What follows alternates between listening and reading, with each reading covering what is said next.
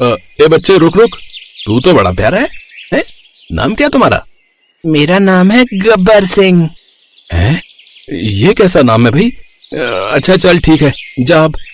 ए भगवान, अब कैसे ढूंढूं अपने बच्चे के लिए नाम? स्कूल के दूसरे बच्चों से पूछता हूँ। बहन जी, ये आपका बेटा है, बड़ा ही प्यारा है, क्या नाम है इसका? शनि।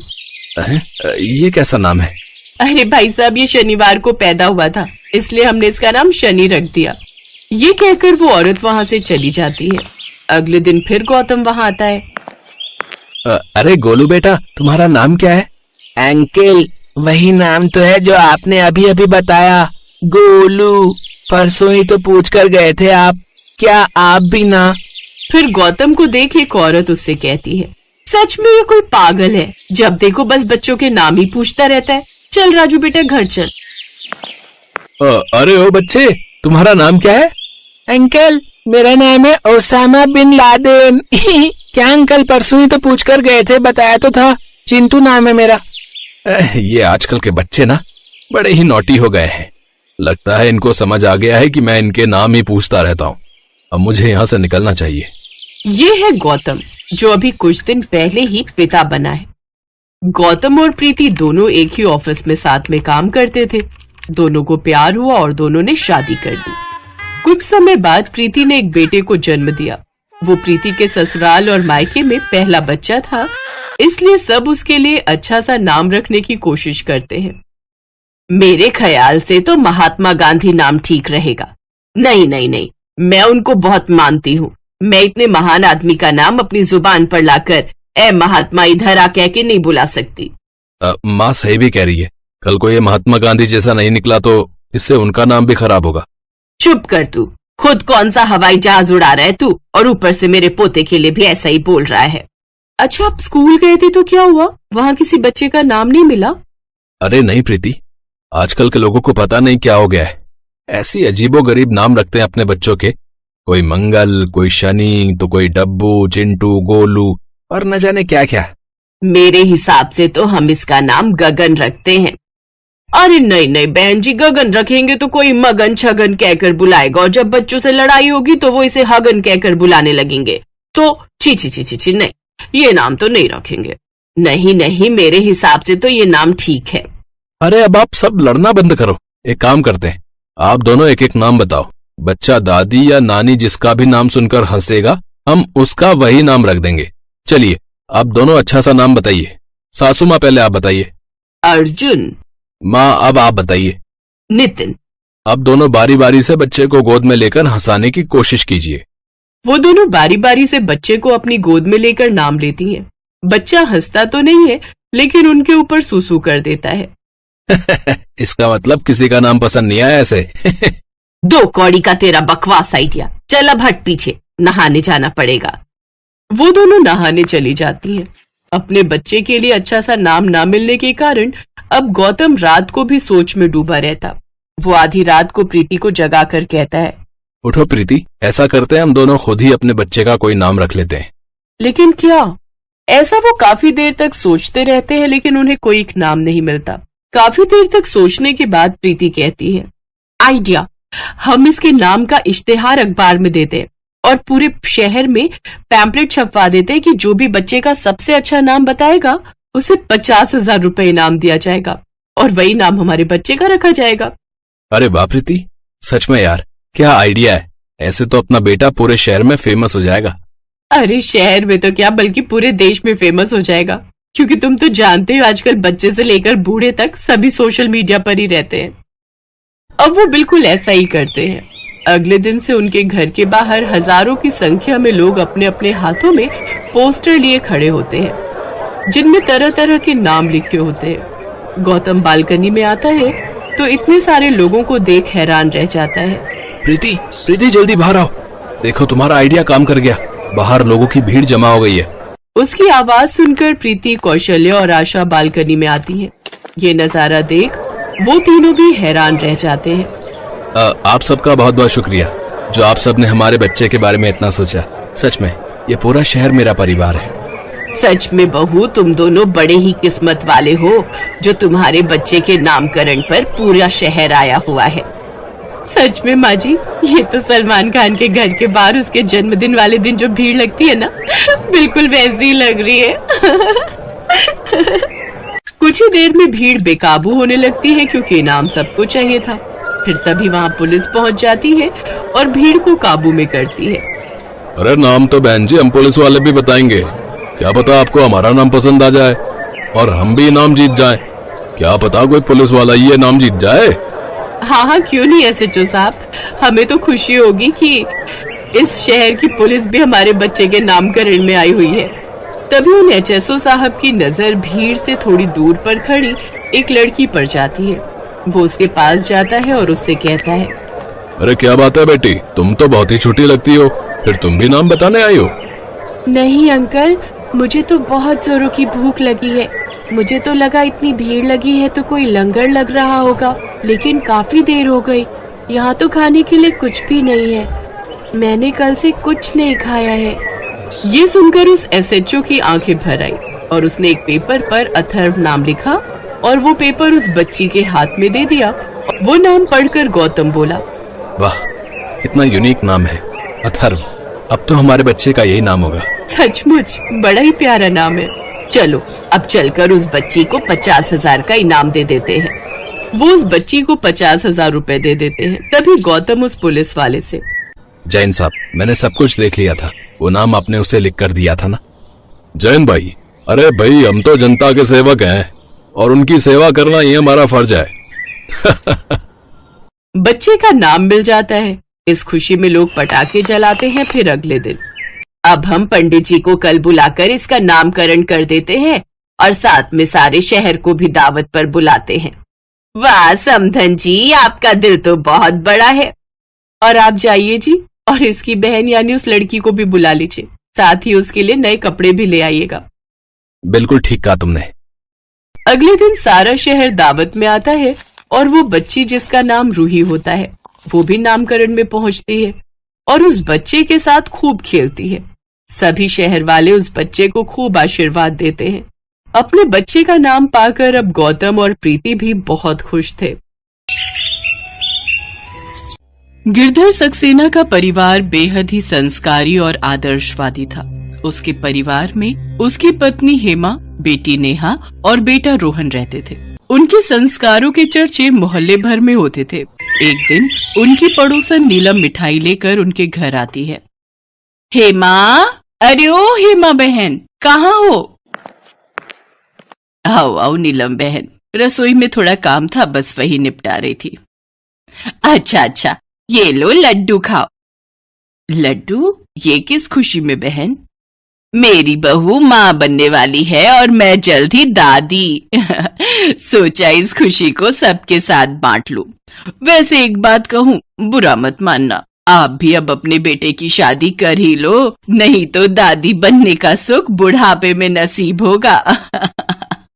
नीलम ताना देकर वहाँ से चली जाती है, लेकिन ये बात हेमा को बुरी तरह चुभ जाती है और फिर वो निकल पड़ती है अपनी बहू की खोज में। कुछ दिनों तक खोजबीन करने के बाद उसकी तलाश खत्म होती है दिव्या नाम की एक लड़की पर, जो कि ख्यालों से एक मॉडर्न लड़की होती है। देखिए आंटी जी, मैं आज के जमाने की पढ़ी लिखी और मॉडर्न लड़की हूँ। बेटा, तू मेरे घर आकर भी अपनी जिंदगी अपने तरीके से ही जी सकती है। मेरा मानना है कि बहू भी बेटी ही होती है और मैं अपनी बहू को बंदिशों में बांधना नहीं चाहती। अपने ससुराल वालों के आजाद ख्यालों को जानकर दिव्या झट से शादी के लिए हाँ कर देती है। कुछ ही दिनों में दिव्या और रोहन की शादी बड़े धूमधाम से हो जाती है और वो सक्सेना परिवार की बहू बन जाती है। कुछ दिनों में ही वो घर की हर छोटी बड़ी जिम्मेदारी को बड़े अच्छे से निभाने लगती है। उसके हाथों का बना खाना सबको ही बहुत पसंद आता है। उसके ससुर गिरधर उससे कहते हैं, अरे वाह बहू, तूने तो बहुत ही अच्छा खाना बनाया है। तेरे हाथों में तो अब मानो माँ अन्नपूर्णा का वास है। क्या स्वादिष्ट खाना बनाया है। और ये खीर, आहा, भाई वाह, मजा ही आ गया भाई। आहा, इतना स्वादिष्ट खाना खाकर बहुत अच्छा लग रहा है, वरना लजीजदार खाना खाए तो सर्दियां हो गई। तंग आ गया था रोज वही घास फूस खाकर। हाँ हाँ, मैं तो जैसे तुम्हें बेकार का खाना खिलाती थी, अब घर में तुम्हारी बहू आ गई है तो मेरी पड़ी ही किसे है। क्या यार मम्मी, तुम भी पापा की बातों का बुरा मानकर बैठ गई। आप तो जानती ही हो उनको मजाक करने की कितनी आदत है। इसी तरह सक्सेना परिवार में हंसी खुशी का माहौल बना रहता था। दिव्या भी पूरी तरह उन सबके साथ घुल मिल गई थी। एक दिन दिव्या खाना बना रही होती है कि तभी उसे चक्कर आ जाते हैं और वो जमीन पर गिर जाती है। अरे क्या हुआ बहू तुझे? रोहन देखो बेटा, बहू बेहोश हो गई है, जल्दी से डॉक्टर को फोन करके बुलाओ। हाँ माँ, मैं अभी फोन करता हूँ। रोहन जल्दी से डॉक्टर को फोन करता है। घर आकर डॉक्टर उसका चेकअप करता है तो रोहन उससे पूछता है, क्या हुआ डॉक्टर साहब, सब नॉर्मल है ना? हाँ हाँ, सब नॉर्मल है। अगर सब नॉर्मल है तो फिर ये बेहोश क्यों हो गई थी? वो इसलिए क्योंकि आप बहुत जल्द दादी बनने वाली हैं। आपकी बहू प्रेग्नेंट है। ये कहकर डॉक्टर वहां से चला जाता है। इसका मतलब मैं जल्दी ही बुआ बनने वाली हूँ। मुबारक हो भैया, आप पापा बनने वाले हैं। हाँ हाँ नेहा, तुझे भी बहुत बहुत बधाई, होने वाली बुआ जी। और मैं बनूंगा दादा भाई। आज तो मैं सचमुच बहुत खुश हूँ। बहू तूने तो आज मुझे जमाने भर की खुशी दे दी। बता मेरी बच्ची, तुझे क्या चाहिए? अब ये होने वाली दादी तेरी सभी मांगे पूरी करेगी। बोलना तुझे क्या चाहिए? गुस्से से भरे चेहरे से दिव्या कहती है, रोहन ये सब क्या है? मैं इतनी जल्दी बच्चा नहीं चाहती। 9 महीने तक मैं उसे अपने पेट पर टांग कर नहीं घूम सकती। बहू, ये तेरा पहला बच्चा है और अपने पहले बच्चे के बारे में ऐसा नहीं कहते। बहू, हम सबकी उम्मीदें इस बच्चे से जुड़ी हैं। तुमने देखा नहीं, इसके आने भर की खबर से ही घर में कितना खुशी वाला माहौल हो गया। तो जब ये इस दुनिया में आएगा तो कितनी खुशियां लाएगा। देखो दिव्या, ये भगवान का दिया हुआ तोहफा है और हमें इसे ठुकराना नहीं चाहिए। कई लोग इस खुशी के लिए न जाने कितनी मन्नत और कितने मंदिरों में जाते हैं, तब जाकर उनको माँ बाप बनने का सुख मिलता है। उन सब की बातें सुनने के बाद दिव्या के पास उनकी बातें मानने के अलावा और कोई उपाय नहीं था। अब सभी घर वाले उसका खूब ख्याल रखते हैं। वो उससे घर के कामकाज नहीं करवाते, उसको सारा दिन आराम करने के लिए कहते हैं। उसकी सास उसके लिए खाना लेकर उसके कमरे में जाती है। बहू, ये ले तेरा नाश्ता। अब से तू अपने कमरे में ही आराम करेगी। घर का काम मैं और नेहा मिलकर देख लेंगे। तेरा तीनों वक्त का खाना तेरे कमरे में ही आ जाएगा। तुझे बार बार सीढ़ियां ऊपर नीचे करने की जरूरत नहीं है। लेकिन माँ जी, ऐसे तो मैं बोर हो जाऊंगी। अरे तो तुझे किसने कहा बोर होने के लिए? तेरे कमरे में टीवी है, तू देख, गीता और रामायण पढ़। यहाँ मैं बोर होने की बात बता रही हूँ और सासू माँ की मुझे बेकार बेकार के आइडिया दिए जा रही हैं। खैर मुझे क्या, मुझे तो नींद आ रही है। ऐसा करती हूँ, जल्दी से नाश्ता करके कुछ देर सो जाती हूँ। घर में सभी खुश थे। जहाँ हेमा नेहा उसे घर का एक काम नहीं करने देती थी, वहीं रोहन और उसके ससुर भी उसके खाने पीने की हर फरमाइश को पूरा करते थे। एक रोज रोहन बच्चों के पोस्टर लेकर आता है और उसे अपने पूरे रूम में लगा देता है।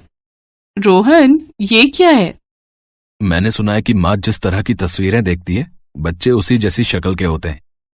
तुम भी ना रोहन, ना जाने किन सब बातों में बिलीव करते हो। अरे बच्चा तो अपने माँ बाप की शक्ल पर ही जाएगा ना। तभी उसकी ननद भी उसके कमरे में ढेरों खिलौने लेकर आ जाती है। भाभी देखो, हमारे आने वाले नन्हे मेहमान के लिए मैं खिलौने लेकर आई हूँ। नेहा, क्या जरूरत थी बेकार में इतना खर्च करने की? अरे तुम लोग पहले डाउनलोड का प्रोसेस पूरा तो होने दो। ऐसे ही कई महीने बीतते हैं, जिसके साथ बहू की प्रेगनेंसी के महीने भी बढ़ते जाते हैं, जिससे दिव्या का मन भी अपने बच्चे के लिए बदलने लगता है और वो भी उससे जुड़ाव महसूस करती है। एक रोज सभी हॉल में बैठकर कॉमेडी शो देख रहे होते हैं कि तभी दिव्या के पेट में बच्चा लात मारता है और दिव्या जोर से चिल्ला उठती है, उई माँ! क्या हुआ दिव्या, तुम ठीक तो हो ना? हाँ, वो बच्चे ने लात मारी। भाभी, लगता है उसको भी कॉमेडी शो बहुत पसंद है। सभी जोर जोर से हंसने लगते हैं। ये देख दिव्या की आंखों में खुशी के आंसू आ जाते हैं और वो रोने लगती है। क्या हुआ बहू, तू रो क्यों रही है? माँ जी, आप सच कह रही थी। माँ बनने का सुख इस दुनिया का सबसे बड़ा सुख होता है। अब मैं अपने बच्चे को महसूस करने लगी हूँ और मैं अपनी इस पहली प्रेगनेंसी को अच्छे से एंजॉय करना चाहती हूँ। इसके बाद दिव्या का मन अपने बच्चे की तरफ झुक जाता है। वो घंटों अपने बच्चे से बात करती है और प्यार से अपने पेट पर हाथ सहलाकर उससे प्यार जताती है। उधर होने वाली दादी आने वाले बच्चे के लिए गर्म कपड़े बुनती है तो दादा नया पालना खरीद कर ले आते हैं। कुछ दिनों बाद दिव्या का 9वां महीना पूरा होता है। उसकी सास उसकी गोद भराई बड़े ही धूमधाम से करती है। उसकी पड़ोसन नीलम कहती है, आने वाले नन्हे मेहमान के लिए बहुत बहुत बधाई आप सभी को। अब आपका परिवार जल्द ही बढ़ने वाला है। वैसे गोद भराई का फंक्शन तो बहुत बड़ा किया है तुमने। अरे ये तो होना ही था, हमारी इकलौती बहू का पहला बच्चा जो है। सभी लोग बड़े ही धूमधाम से इस फंक्शन को एंजॉय करते हैं। रोहन, अब मुझसे बर्दाश्त नहीं हो रहा। इस बच्चे को बोलो ना जल्दी से बाहर आ जाए। मैं इसे अपनी बाहों में लेने के लिए तड़प रही हूँ। क्या यार दिव्या, अब तुम कोई पिज्जा डिलीवरी वाली तो हो नहीं जो झट से बच्चा बाहर आ जाएगा। अरे बाबा, हर चीज का समय होता है और वो अपने टाइम पर ही बाहर आएगा। अगले दिन उसकी सास उसके लिए 1 गिलास दूध में 2 बड़े चम्मच घी डालकर पीने को देती है। ये ले बहू, इसे पी। इससे तुझे खूब ताकत मिलेगी और बच्चे की भी डिलीवरी नॉर्मल हो जाएगी। उस दूध को पीते ही दिव्या के पेट में दर्द शुरू हो जाता है और उसे लेबर पेन स्टार्ट हो जाता है। सभी उसे जल्दी से हॉस्पिटल लेकर पहुंचते हैं, जहां वो सुंदर सी लड़की को जन्म देती है। एकदम चांद की तरह खूबसूरत है मेरी पोती। अब मैं इससे खूब लाड लड़ाऊंगी। और मैं तो इसके लिए घोड़ा बनकर इसे पूरे घर में घुमाऊंगा, जैसे बचपन में इसके बाप को झुलाया है। फिर दिव्या उसे अपनी गोद में लेती है तो वो ममता से भर जाती है। Welcome my angel. मम्मा आपको अपनी गोद में लेने के लिए कितना तरस रही थी। देखो देखो तो तुम्हारे पापा, दादी, बुआ और दादा सभी कितने खुश हैं। पापा तो सबसे ज्यादा खुश हैं अपनी परी को पाकर। अब देखना, पापा आपकी हर छोटी बड़ी खुशी को पूरा करेंगे और आपको बहुत प्यार करेंगे। 2 दिन बाद दिव्या अपने बच्चे के साथ घर में प्रवेश करती है तो उसकी सास उनका स्वागत आरती के साथ करती है। इस तरह बहू का पहला बच्चा घर आंगन को रोशन कर देता है और वो पूरी तरह दिव्या की सोच को भी बदल कर रख देता है। नन्ही सी परी के आने से सारा घर चहक उठता है। इस वीडियो को लाइक करें, हमारे चैनल को सब्सक्राइब करें, बेल आइकन जरूर प्रेस करें हमारी न्यू वीडियो सबसे पहले देखने के लिए।